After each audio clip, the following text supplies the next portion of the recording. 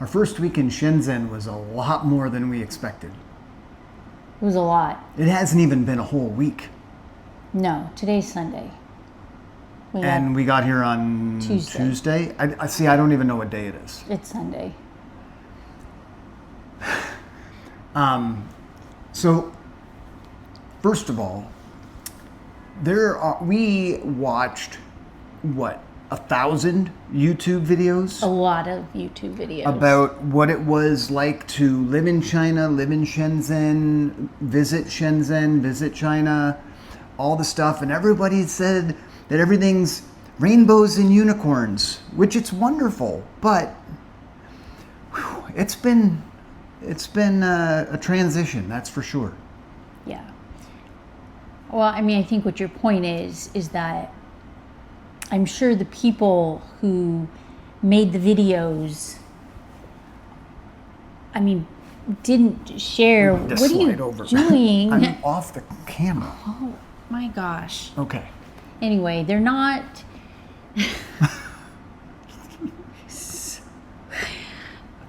Weird.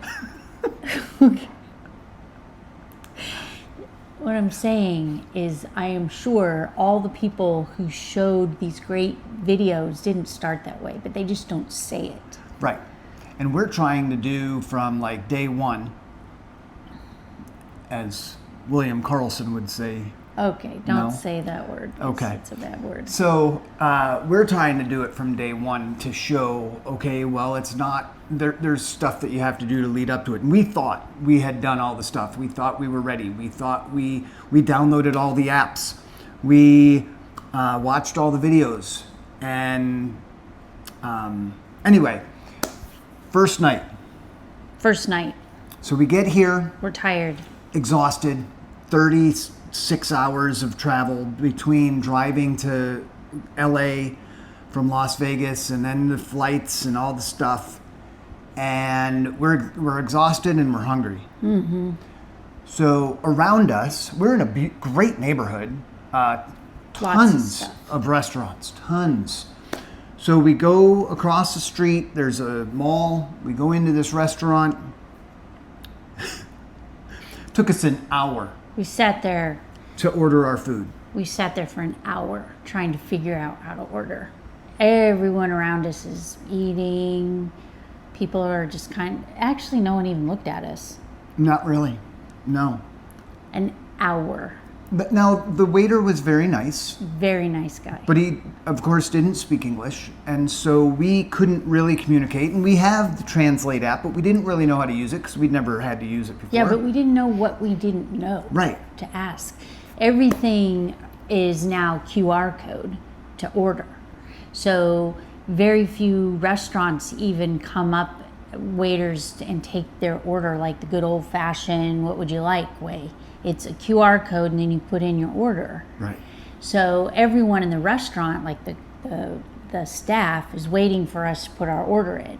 Well, we can't even get to the menu on the QR code. And we had Alipay and WeChat. One of the problems with WeChat, I'll let you know this, is so we set them up ahead of time. And I put in our U.S. phone number so that we could have them up and ready to go. Well, WeChat doesn't work with a U.S. phone number because there are apps within WeChat. I mean, like it works. It works. But there was this app that we were trying to order the food with, and it was asking to send a verification code. Well, it's not sending the verification code to an international phone number. Right. So we were stuck. Anyway, it wasn't working. So the poor guy comes over and he gives us, I found like an actual good old fashioned menu. Right. With pictures. And so I wanted some chow fan. Yeah. Fried rice. Nice. But no meat. And I don't know. That was a difficult one. So ended up getting rice and eggs. I got a bowl of white rice and then 2 fried eggs. And then I just mixed it together. It was actually really good. Yeah. I've lived on eggs actually I've had more eggs per capita this last week than I've ever had, but it's okay. So that was our first adventure. The next day was great because we got to go to HR and everyone is so nice. Oh, yes. Super, super nice. Yes. And we got Our SIM cards with our Chinese phone numbers. So we're using our new phones, which we got in the U.S. We bought because you have to have a physical SIM, and our iPhones only have eSIMs now. We had to go back to an iPhone 13. the mini. We got a mini. Kind of cute. So we got phones, we got phone numbers, really cool. And then didn't realize we were going for the health exam.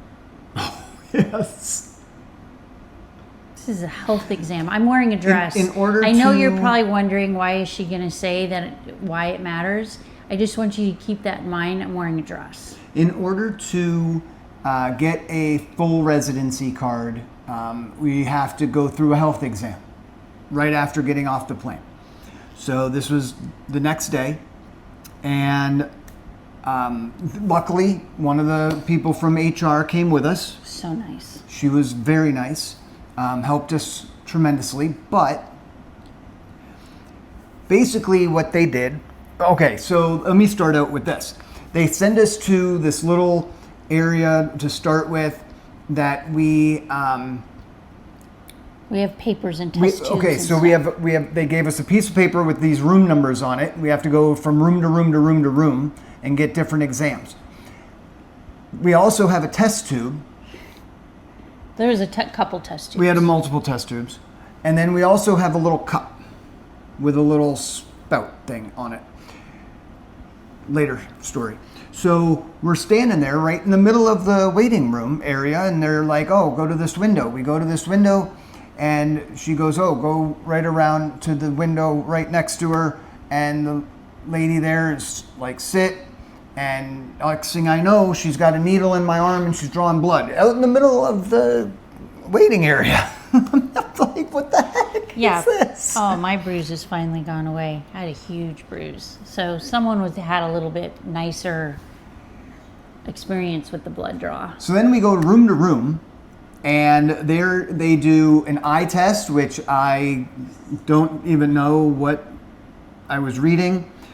And then the next one was The ultrasound. the ultrasound. And then we did an EKG. And then we did Blood pressure cuff. right. one, Yep. and then the urine collection. Oh my gosh, the urine collection. But the funny thing about it is that you're really out in the middle of everybody. Like, there's really not a lot of privacy. And so the eye test was fine. I don't even know if I passed. She had me reading something. And you would read the first two things, and then she'd point to another line.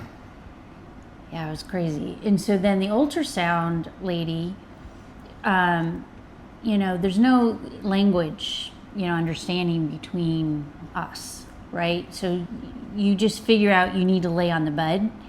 I'm wearing a dress. And so she's like, pull your dress up, right? I'm like, oh, this is great. So up comes the dress.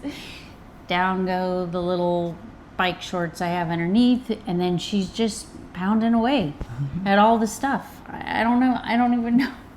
Oh, tell them about the EKG woman. Oh, so then I'm at the EKG, and I've got a little bit of high blood pressure. So let's just make that known. I already have hypertension, so I'm laying on the EKG, and I've done this enough. I can hear the beeps, and if you have high blood pressure, you know what I'm talking about. You can tell that the machine is like, oh, you've got high blood pressure. You can hear it. So she's got all this stuff on my legs. It was kind of cool, though, that they did little clips instead of the stickers. Yeah, that was kind of cool. Yeah. But anyway, so she whacks my ankles pretty hard, and she tells me, it's the only English word I hear the entire time we're there. She yells, relax, and she whacks my elbows or my ankles because she's thinking your blood pressure's high, and I'm thinking, Oh, that helped. 'Cause, woo! Yeah, I'm relaxed now because you just assaulted me on my ankles. Anyway, that was blood pressure. Right. And then, can we just talk about the Okay, urine? so now we have to go do a urine test, and they give us this little cup that we have to pee into with a little spout, and then a vial that we have to pour it into. Okay, but stop for a sec. And the reason I think it's important to share that I understand this isn't my first rodeo of being someplace outside the United States. So I don't want people to think that we're just, stupid, don't understand. Like, I understand that a lot of Asian countries and other parts of the world have bathrooms that squat, like, for women. Like, it's not new to me. Like, I wasn't shocked that it was a squatting toilet. The problem I had wasn't the squatting toilet part, was the fact that getting a urine sample while you have bike shorts and a dress, and you have to pee in a little tiny thing. Like, I don't even want to call it a cup. It looks like a little tiny frying pan with a spout. And nothing is overly hygienic. So let's just make that also very clear. So you're in this bathroom, you've got a test tube, you got a little tiny thing, and you're maneuvering, pulling down bike shorts, squatting so that you can put a little bit of pee in this thing so that you can then pour it yourself into the test tube and yeah. And then you drop the test tube into not even like a secure area, just like in a rack of test tubes full of people's urine. I did find it interesting to, like, I tried to figure out, like, what was his urine. Like, you could tell some people were very hydrated, some people not so hydrated. There was lots of very colorful urine. So that was our experience at the health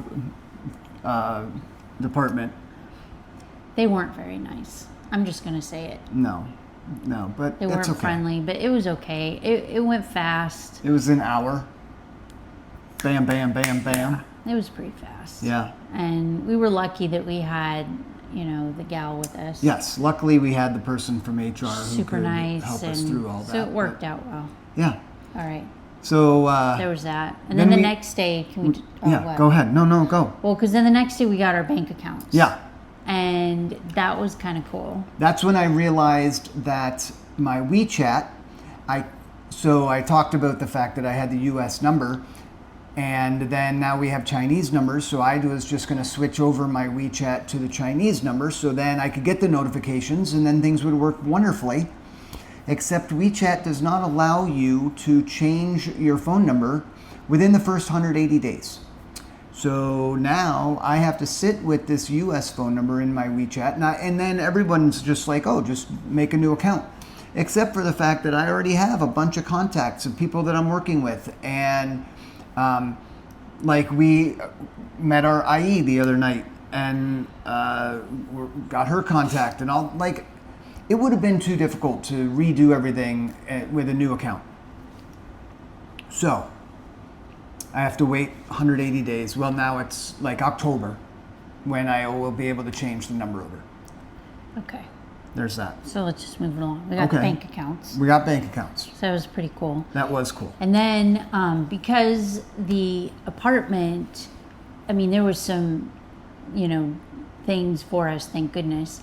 But obviously we need to buy more things. Kelly was so excited to have the bank accounts and WeChat and Alipay ready to go so she could go on Taobao. I was so excited. It was like Amazon except Taobao. I was like, bring it on. I am ready. And then I go on. This was now day 4?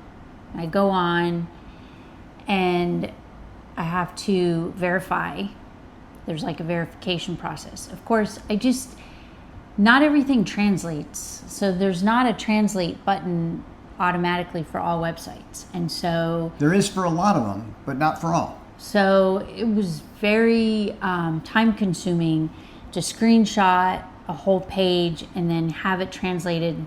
So the verification process that Taobao was giving me, even though I was already verified by Alipay, I already had Chinese bank account, Chinese number, Taobao was taking me to this verification process where you had to upload your passport, and then you upload it, and then it fills in all the information, which was correct, the name, the passport number, everything. But then there's one piece that you have to drop down and choose yourself, and it's your country. So it's all in Chinese characters. And so I look up what United States is in Chinese character, and and I go to M's because it's M, China, United States. There's no United States, and I'm like, okay, I'm screwing this up. And so I went country by country looking for United States. There's no United States. Nowhere is there a U.S., like a long United States of America.